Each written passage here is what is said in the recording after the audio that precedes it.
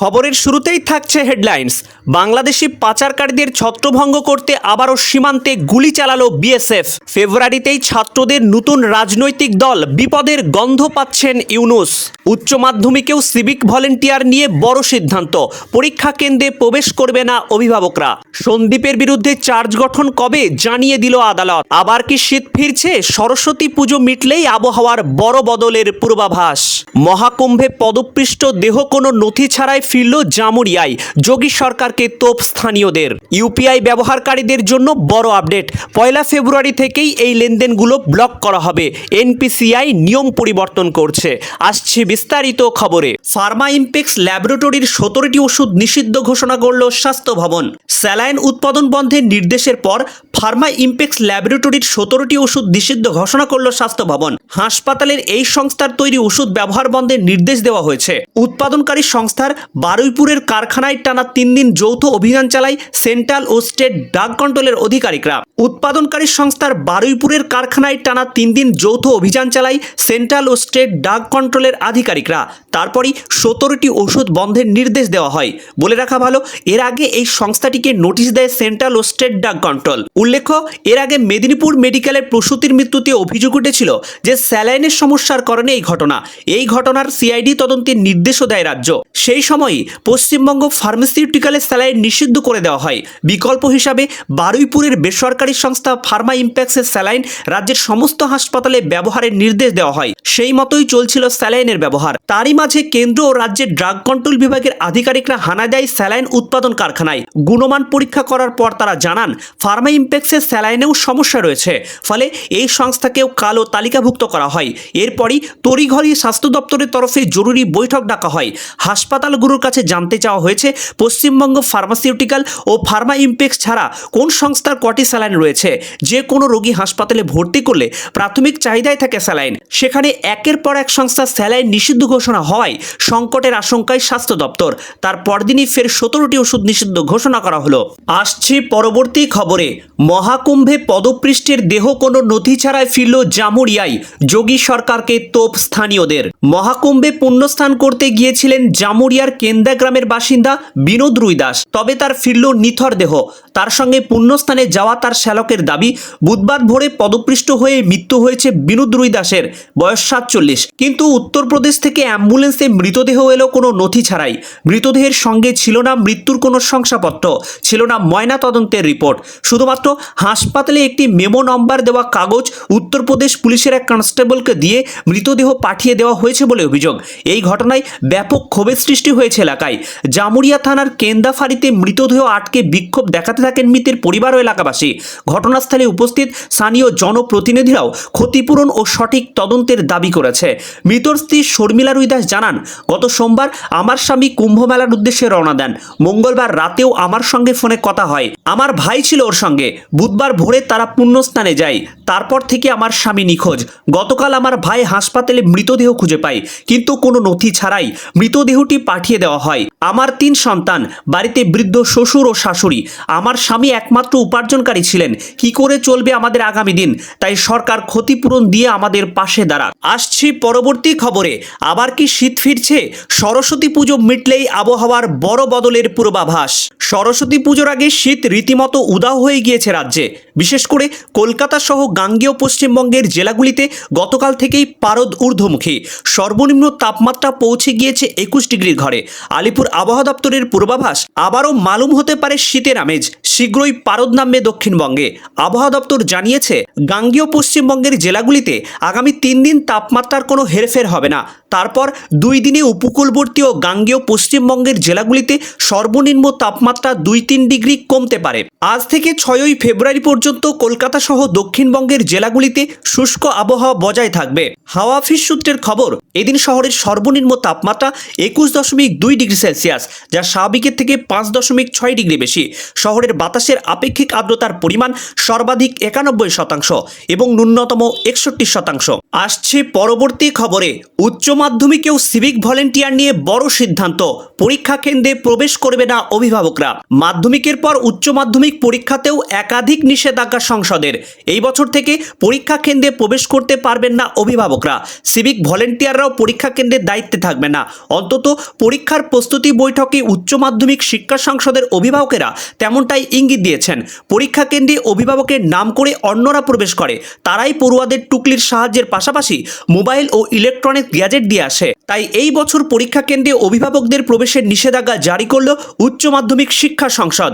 শিক্ষা সংসদ সূত্রের খবর, সিভিক ভলেন্টিয়াররা স্থানীয় হয় তাদের শুধু পরীক্ষা কেন্দ্রের বাইরে রাখতে চায় সংসদ, তাই এই সিদ্ধান্ত গ্রহণ। মাধ্যমিকের ক্ষেত্রে গত বছর থেকে সিভিক ভলেন্টিয়ার ও অভিভাবকদের প্রবেশের ক্ষেত্রে নিষেধাজ্ঞা রয়েছে। এবার সেই পথেই হাঁটল উচ্চ মাধ্যমিক শিক্ষা সংসদ। একান্তই কোনো অভিভাবকের প্রবেশের প্রয়োজন হলে পুলিশ আধিকারিক সংশ্লিষ্ট হলে নিয়ে যাবে অভিভাবককে। আসছে পরবর্তী খবরে, ফেব্রুয়ারিতেই ছাত্রদের নতুন রাজনৈতিক দল, বিপদের গন্ধ পাচ্ছেন ইউনূস। শেখ হাসিনা সরকারের পতন আন্দোলনে জুলাই আগস্ট বিপ্লবের নেতৃত্ব দেওয়া ছাত্র জনতা নতুন করে একটি রাজনৈতিক দল আত্মপ্রকাশ করতে চলেছে। দল ঘোষণার আগে আগামী 15ই ফেব্রুয়ারির মধ্যে সরকার থেকে পদত্যাগ করবেন অন্তর্বর্তীকালীন সরকারের তথ্য উপদেষ্টা নাহিদ ইসলাম, যুব ও ক্রীড়া উপদেষ্টা আসিফ মাহমুদ। আর আগামী জুন মাসে পদত্যাগ করতে পারেন সরকারের আরেক উপদেষ্টা মাহফুজ আলম। ঢাকার একটি দৈনিক এক প্রতিবেদনে এই তথ্য জানানো হয়েছে। প্রতিবেদনে বলা হয়েছে, নতুন দল প্রথমে আহ্বায়ক কমিটি ঘোষণা করবে। কমিটির সদস্য সচিব হতে যাচ্ছেন নাহিদ ইসলাম। ছাত্রদের নতুন দলের গঠনতন্ত্রের কাজ চলছে বলে জানা গেছে। ছাত্রদের প্রতিনিধি সরকারে রেখে তাদের নেতৃত্ব রাজনৈতিক দল গঠন করে নির্বাচন হলে তা মেনে নেওয়া হবে না বলে মন্তব্য বিএনপি মহাসচিব মির্জা খায়রুল ইসলাম আলমগীরের। এরপর উপদেষ্টা নাহিদ ইসলাম এই প্রসঙ্গে সোশ্যাল মিডিয়ায় বলেন, তিনি রাজনৈতিক দলে যোগ দিলে সরকার থেকে পদত্যাগ করবেন। এই নিয়ে সরগরম হয়ে ওঠে দেশের রাজনৈতিক মহল। জাতীয় নাগরিক কমিটির একাধিক নেতা জানিয়েছেন, আন্দোলনের শুরু থেকে প্রথম সারিতে নেতৃত্বে ছিলেন নাহিদ ইসলাম। সেই সঙ্গে তিনি ছিলেন জুলাই আগস্ট অভ্যুত্থানের এক দফার ঘোষক। ছাত্র জনতার কাছেও তিনি বেশ জনপ্রিয়। সম্প্রতি জাতীয় নাগরিক কমিটির একটি বৈঠকে বেশিরভাগ সদস্য মতামত দিয়েছেন যে অন্তর্বর্তী সরকারের এক ছাত্র ও একাধিক ছাত্র উপদেষ্টার পদত্যাগ করা উচিত। সাধারণ মানুষের কাছে যেসব ছাত্র উপদেষ্টা গ্রহণযোগ্যতা বেশি, তাদের পদত্যাগ করে নতুন রাজনৈতিক দলে যুক্ত হয়ে নেতৃত্বে আসার প্রয়োজন। জাতীয় নাগরিক কমিটির কেন্দ্রীয় যুগ্ম আহ্বায়ক আরিফুল ইসলাম আবিদ বলেন, জুলাই গণ অভ্যুত্থানের শহীদ আহত এবং জনতার আকাঙ্ক্ষা হচ্ছে অভ্যুত্থানে যারা নেতৃত্ব দিয়েছেন তারা সরকার থেকে পদত্যাগ করে নতুন রাজনৈতিক উদ্যোগের নেতৃত্ব দেবেন। তাই সরকারে থাকা ছাত্র প্রতিনিধিদের প্রতি আমার আহ্বান, জনগণের আশা আকাঙ্ক্ষার প্রতি সাড়া দিয়ে নতুন রাজনৈতিক উদ্যোগে তারা যেন সামনে থেকে নেতৃত্ব দেন। আবিদ আরও বলেন, বাংলাদেশের কৃষক, শ্রমিক, ছাত্র জনতা অধীর আগ্রহে অভ্যুত্থানের নেতৃত্বের দিকে তাকিয়ে আছে। যেভাবে ফ্যাসিস্ট খুনি হাসিনাকে নামিয়েছে, তেমনভাবে রাষ্ট্রের প্রতিটি ক্ষেত্র থেকে ফ্যাসিস্টদের দোসর ও সহযোগীদের তাড়িয়ে মানবিক মর্যাদা সম্পন্ন কল্যাণকামী রাষ্ট্র গ্রহণ করবে ছাত্র সমাজ। আসছে পরবর্তী খবরে, বাংলাদেশি পাচারকারীদের ছত্রভঙ্গ করতে আবারও সীমান্তে গুলি চালালো বিএসএফ। ফের গুলি ভারত বাংলাদেশ সীমান্তে। মঙ্গলবার রাতের পর শুক্রবার ভোরেও সীমান্তে গুলি চালিয়েছে বিএসএফ।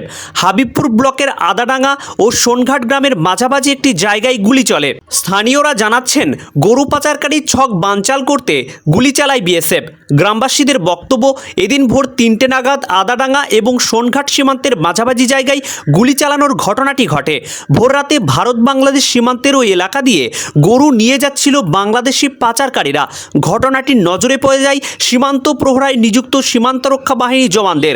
তারা প্রথমে পাচারকারীদের তাড়া করেন, কিন্তু দুষ্কৃতীরা তাদের উপর হামলা চালাতে উদ্যত হলে জওয়ানরা গুলি চালাতে বাধ্য হন।